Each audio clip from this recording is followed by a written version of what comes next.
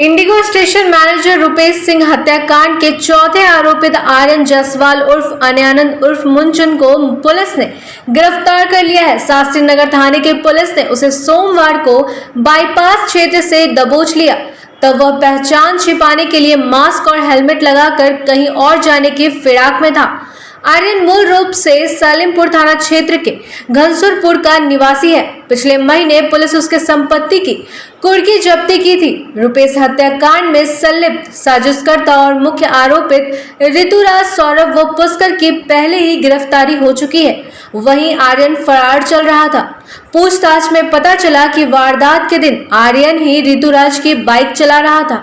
आपको बता दें कि 12 जनवरी की शाम शास्त्री नगर थाना क्षेत्र के पुनाई चक में स्थित कुसुम विलास अपार्टमेंट के ठीक सामने रुपेश की कार में गोलियों से भूनकर हत्या कर दी गई थी। छानबीन में मुख्य आरोपित और शूटर ऋतुराज का नाम सामने आया। मामले की जांच खुद एसएसपी कर रहे थे।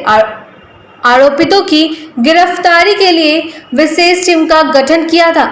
एसआईटी ने 2 फरवरी रामकृष्ण नगर थाना क्षेत्र से वारदात में इस्तेमाल पिस्टल के साथ ऋतुराज को गिरफ्तार कर लिया। पूछताछ में सौरभ, पुष्कर और आर्यन का नाम उजागर हुआ। 23 मार्च को सौरभ और पवन और 5 अप्रैल को तीसरे आरोपित पुष्कर को गिरफ्तार किया गया, जबकि आर्यन फरार था। पुलिस की पूछताछ में आर्यन ने बताया कि वारदात के 8 माह पूर्व आर्यन और ऋतुराज के बीच दोस्ती हुई थी।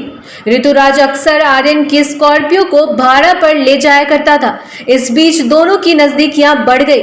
आर्यन ने बताया कि ऋतुराज का एयरपोर्ट के आसपास एक कार सवार के साथ बहस हुई थी। कार सवार उसके साथ गाली गलौज किया और थप्पड़ भी जड़ दिया। उस समय ऋतुराज इस वजह से चुप था क्योंकि जिस बाइक पर वो सवार था वो चोरी की थी। ऋतुराज को माफी भी मांगनी पड़ी। इसके बाद से ऋतुराज उस कार सवार से बदला लेने की योजना बनाने लगा। इसी बीच राजवंशी नगर मंदिर के पास ऋतुराज, आर्यन और पुष्कर बाइक चोरी की फिराक में थे। जब वो MG हेक्टर कार और उसमें सवार चालक भी दिख गया। फिर 5 से 6 बार ऋतुराज कार सवार से बदला लेने के लिए पीछा किया, लेकिन कामयाब नहीं हुआ। फिर 12 जनवरी की शाम कार सवार दिख गया। इसके बाद उसका पीछा कर अपार्टमेंट के सामने ही ऋतुराज ने उसे गोलियों से भून डाला।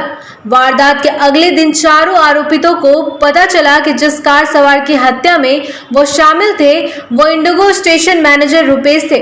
इसके बाद चारों एक दूसरे से अलग होकर छिपने लगे। अकेले ही चोरी करता है। जनरली एक चेन है, हर क्राइम एक्टिविटी का एक चेन होता है। ये चोरी करके फिर बेगूसराय, नालंदा, जहानाबाद हत्या करने जा रहे हैं, ये प्लानिंग में नहीं। अगेन वही मैं बता रहा हूँ, जो चीज़ बाकी सौरभ ने बताई थी, इन लोगों को ये सारी चीज़ें ऋतुराज के मन में थी।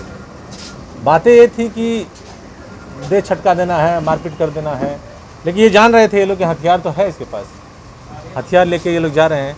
और घटना के बाद जैसा आप लोगों को मैंने पहले भी बताया है 2 पीसीज में, जब इन लोगों ने भागवत नगर में पेपर पढ़ा सौरभ के घर पे, तब इन लोग को जो 3-4 पेज का कवरेज था और जिस तरह से बड़ी बड़ी हस्तियों की प्रतिक्रिया थी उस पेपर के कवरेज में 13 जनवरी के पेपर में, इन लोग के होश फाख्ता हुए। और फिर इन लोगों को लगा कि, लेकिन ये अपनी जब हम लोग के पास छोटू आया और सौरभ आया तो उन लोगों ने बताया कि 13 तारीख को इन लोगों ने आपस में जो मंत्रणा की कि इसमें बचे या तो कोई नहीं। इतना बड़ा ये घटना हो गया है कि पुलिस छोड़ेगी तो नहीं। उसीलिए ये लोग औने पौने जिधर भी इनको मौका मिला लोग भागते रहे। सौरभ को पकड़ने में काफ़ी प्रयास लगा। एज एक्सपेक्टेड छोटू सरेंडर कर गया था। उसका आपराधिक इतिहास आप लोग को जैसे हम लोगों ने बताया है, शायद एक छेड़खानी या रेप के केस में वो जेल पहले गया हुआ है। उसका कोई कुख्यात आपराधिक इतिहास नहीं था। हम लोग एक्सपेक्ट कर रहे थे कि वो सरेंडर कर जाएगा, सरेंडर कर ही गया था। सौरभ की गिरफ्तारी के लगभग हफ्ते भर में वो सरेंडर कर गया था। अब वो surrender, if I am not wrong, वो सरेंडर मई का है, 13 मई, 2 मई का है शायद, तो मई का है। और मई, जून, जुलाई 70 दिन लगे सौरभ को पकड़ने में। इसको समझिए कि लगभग उतने ही दिन, 70-80 दिन लगे हैं। संयोग पूरा का पूरा 7 महीना है। 12 जनवरी 12 जुलाई केस खत्म हो रहा है। अब केस चार्जशीट में जा रहा है। ये बहुत इंपॉर्टेंट केस था, इसलिए आप लोग को बताना मैं लाजमी समझा कि इस केस का अंतिम अभी गिरफ्तार हो तो भी आप लोग मीडिया के माध्यम से आम जनमानस तक ये पहुँचे, क्योंकि इसको पटना ही नहीं पूरे बिहार के एक व्यक्ति ने, बिहार के बाहर के व्यक्ति ने भी फॉलो किया है। मैं अभी भी कभी कभी फेसबुक पे या यूट्यूब पे अपना पीसी की देखता हूँ लिंक, तो देखता हूँ कितने हिट्स हैं उसके, तो बहुत लोगों ने उसको देखा है। तो ये कौतूहल का केस था, लोगों को एक एक्सपेक्टेशन थी पुलिस से, और हम लोगों ने इसको सक्सेसफुली कंप्लीट किया है। शिकायत की सब चीज़ तो वहाँ सीसीटीवी में है, हर फ्रिस्किंग का जगह है वहाँ सीसीटीवी है, उसका हम लोग जांच कराए, वैसा कुछ बात अभी तक प्रकाश में नहीं आई है।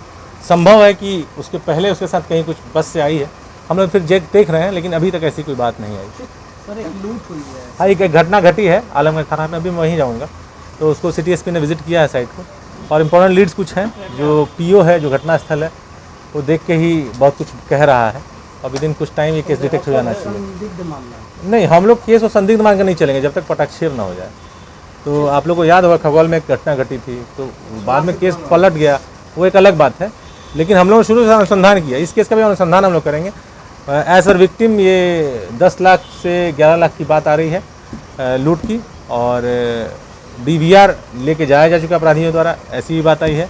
टीम ने विजिट किया है, कुछ लीड्स मिले हैं, हम लोग काम कर रहे हैं, जल्दी इसका उद्भेदन हम लोग करेंगे। इसको 1.25 घंटे बाद पता चला। पुलिस को नहीं बताया, होता है फर्स्ट रिएक्शन किसी भी विक्टिम का, जैसे रुपेश का हत्याकांड हुआ था, तो रुपेश जिस फ्लैट में रहते हैं उस अपार्टमेंट के ओनर का मुझे मैसेज आया, समवन हैज शॉट रुपेश, मुझे थाने का मैसेज नहीं आया था, सबसे पहले मुझे खबर पता चला। तो खबर कैसे पुलिस के पास है, दैट इज़ नॉट मटेरियल। घटनास्थल बहुत कुछ कहता है, तो उसको देख के हम लोग अनुसंधान कर रहे हैं। उसको लेके जनरल अलर्ट हमेशा रहता है, IB के अलर्ट्स आते रहते हैं, स्पेशल बैंक के अलर्ट्स आते रहते हैं, और महीने में 4 बार आते हैं, और भी कुछ कंक्रीट भी आते हैं, कुछ जनरल आते हैं। तो उसको लेकर आप लोग देखते होंगे किसी भी जगह पर, चाहे वो एयरपोर्ट हो, चाहे वो रेलवे स्टेशन हो, चाहे वो बस स्टेशन हो, पुलिस जब औचक छापेमारी करती है, चेकिंग करती है, तो इसी कवायद में करती है। तो अलर्टनेस तो है ही, वो एक अपना अलग डेवलपमेंट हो सकता है, लेकिन उसके वेक में कोई नई दिशा निर्देश उन्होंने दी है ऐसा नहीं है, लेकिन हम लोग तो उन घटनाओं के प्रति अलर्ट रहते ही हैं।